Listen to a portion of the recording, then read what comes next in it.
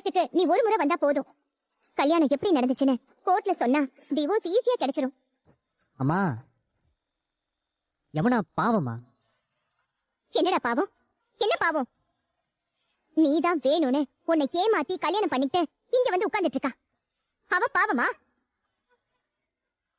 Plan பண்ணி இங்க வந்து உட்கார்ந்துருக்கா. அவ பிளான்லாம் பண்ணலாமா?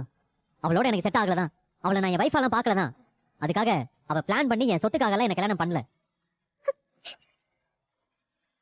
அவளுக்கு என்னமோ என்ன பிடிச்சிருச்சு, நான் வேணும்னு நினைக்கிறா. அது ஒரு மாதிரி சின்ன பிள்ளைத்தனமான லவ் தாமா. உனக்கு அவளை பிடிக்கலன்னு தெரிஞ்சும் உன்னை கட்டாயப்படுத்தி கல்யாணம் பண்ணிட்டாளே, அதுவா சின்ன பிள்ளைத்தனம்? அது எவ்வளவு பெரிய ஃப்ராட் வேலை தெரியுமா? அவ ஏதோ செஞ்சுட்டா, விடேமா. இப்ப கூட நான் அவகிட்ட பேசுறது இல்ல, அன்பா நடந்துக்கிறது இல்ல. அதெல்லாம் தான் அவளை ஒரு மாதிரி பதட்டமாவே வச்சிட்டு இருக்கு. அதுக்குன்னு அவ கெட்டவெல்லாம் இல்லம்மா, எல்லாம் சரியாயிடும்.